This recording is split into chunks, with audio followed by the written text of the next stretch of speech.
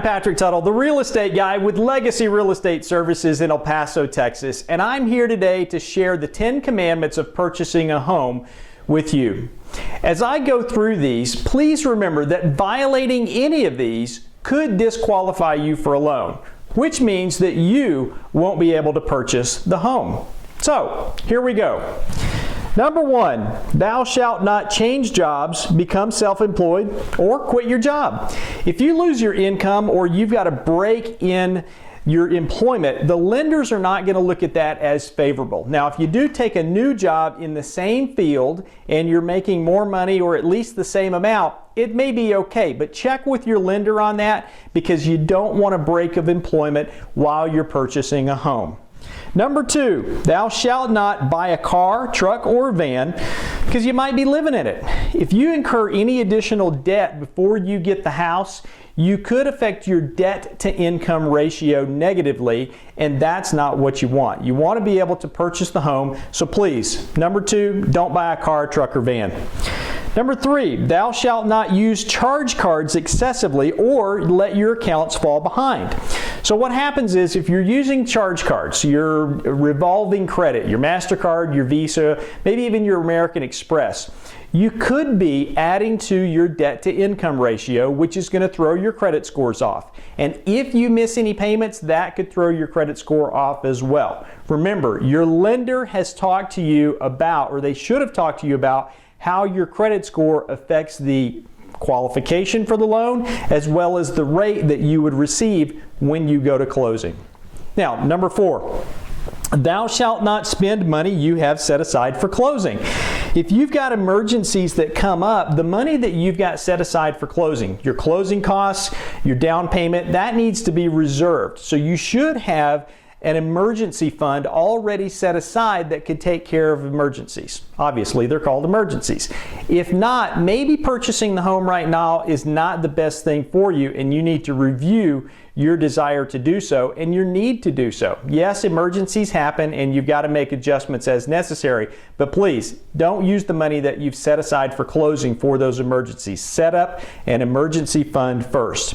Number 5, thou shalt not omit debts or liabilities from your loan application.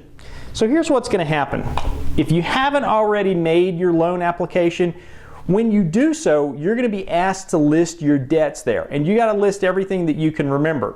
The lender is going to pull your credit report, and that's going to show up all of the debts that you've got connected to your Social Security number.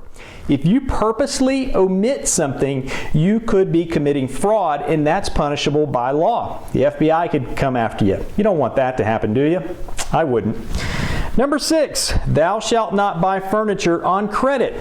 Now, it's easy to get excited about purchasing home, say, oh, this table looks good here, that couch would look good over there.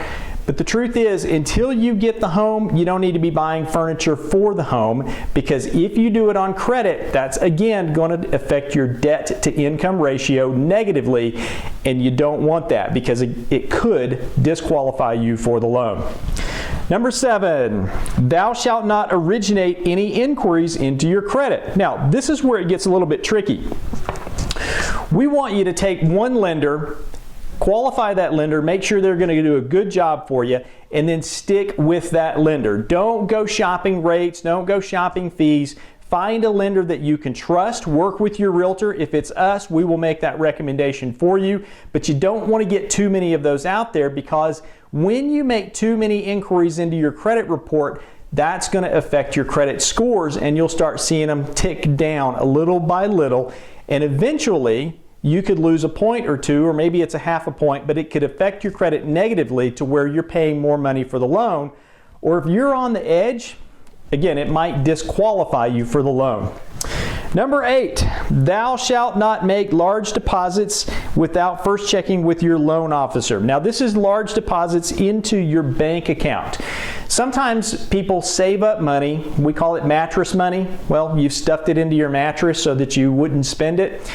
if you've got mattress money, you need to make sure that you can get it into your account and you can cure it. Now that's the term that the lender will use. They'll say you got to cure that money so that we know that it's been there, we know where it came from, so that we don't think that you're borrowing money from family or from friends in order to qualify for the loan. So if you've got cash sitting aside for the purchase, make sure that you tell your lender about it, get it into your account where they can verify it quickly, and then that doesn't disqualify you for the loan.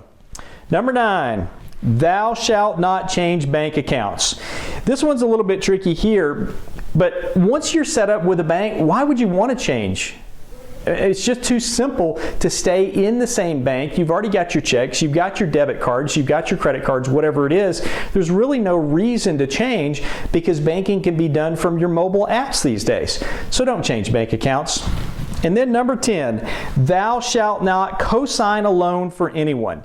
Never cosign a loan for anyone. It's as good as you taking on debt by yourself. So please don't cosign a loan for anybody because that's adding to your debt to income ratio, and that will disqualify you for a loan if you go outside the boundaries. Remember, violating any of these commandments could disqualify you for a loan. And in addition to these 10 commandments, you also have to remember the golden rule as it applies to borrowing money to purchase a home.